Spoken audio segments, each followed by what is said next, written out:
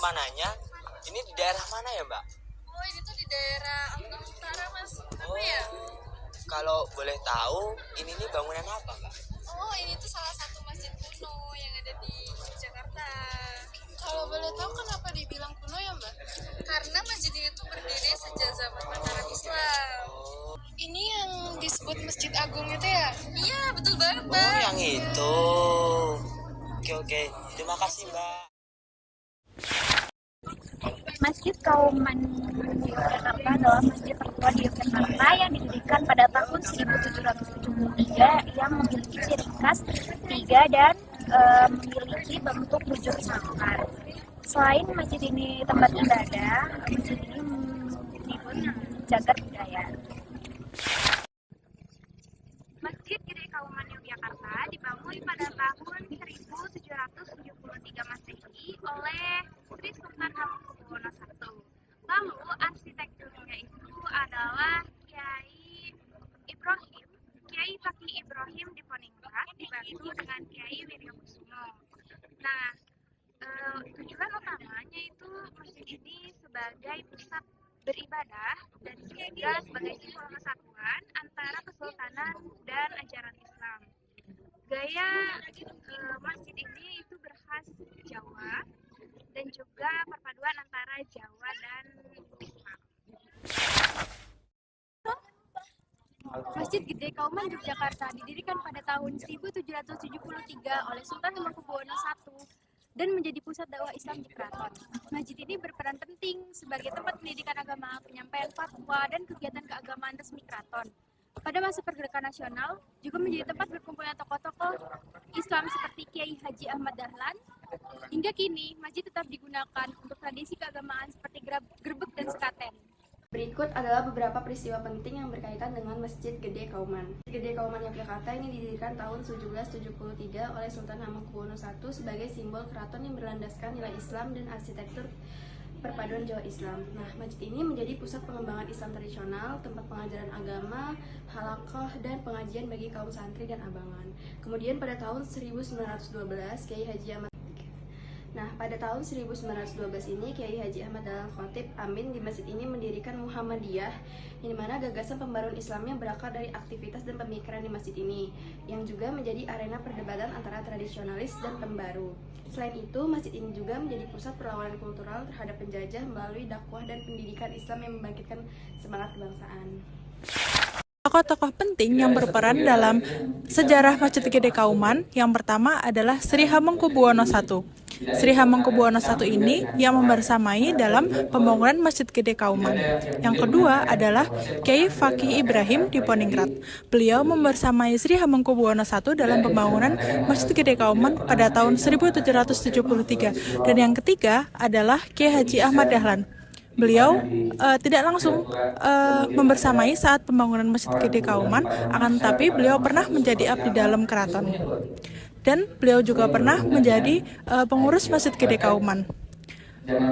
Kiai Haji Ahmad Dahlan ini merupakan tokoh Muhammadiyah dan memiliki peran besar dalam perubahan masjid menjadi pusat kajian Islam.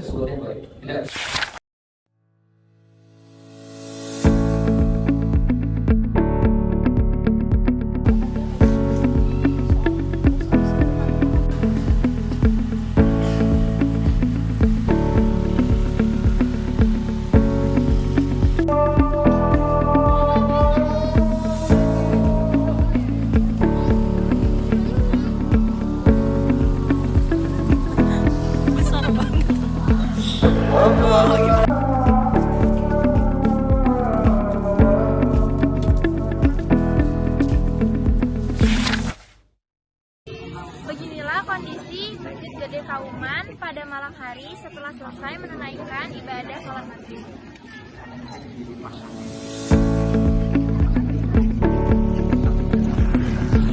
Yuk ikutin aku buat lihat kondisi di dalam masjidnya.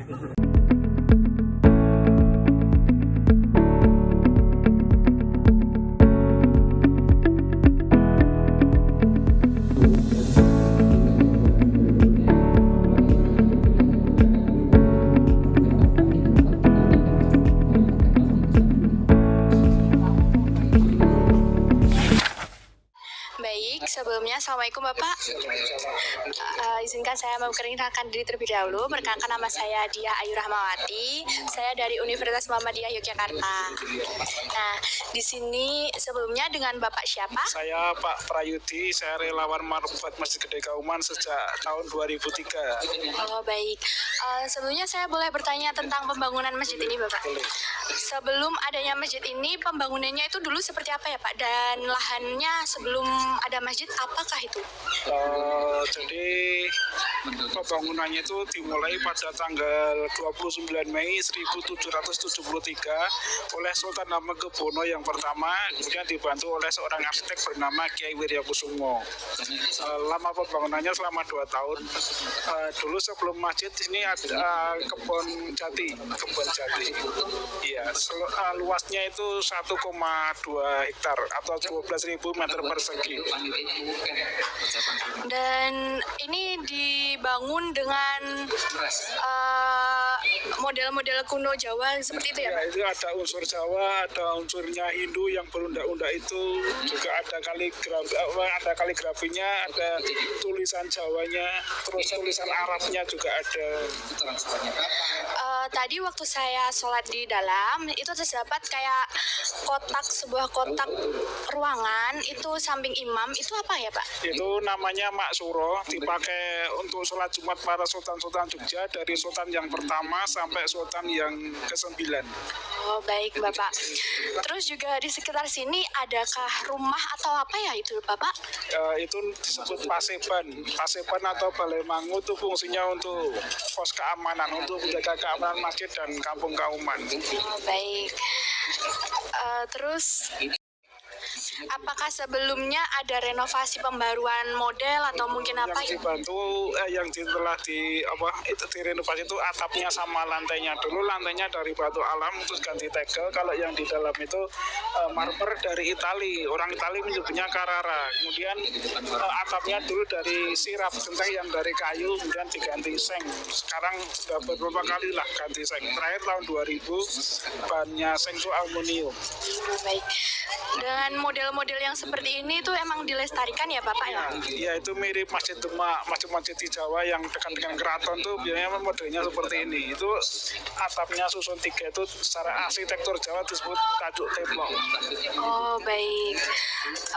Mungkin cukup itu saja ya Bapak. Dan terima kasih banyak ya Bapak. Peran mahasiswa dalam menjaga Masjid Gede Jogja ini seperti kita bisa menjaga lingkungan ini terlihat bersih. Terus juga kita bisa menggunakan media sosial seperti platform TikTok, Instagram untuk bisa mengenali ke masyarakat tentang lingkungan budaya di Masjid Gede ini. Kita juga bisa melakukan promosi budaya seperti keagamaan Islam. Kita bisa mengadakan pengajian dan lain sebagainya. Masjid Gede Kauman adalah masjid bersejarah di Yogyakarta yang didirikan pada tahun 1773 oleh Sultan Hamengkubuwono I.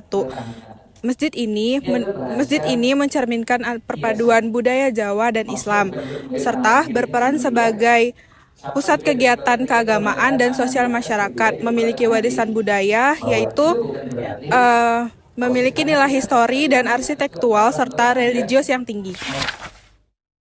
Nah, ini dia penjelasan cagar budaya dari kelompok kami. Cukup sekian. Wassalamualaikum warahmatullahi wabarakatuh.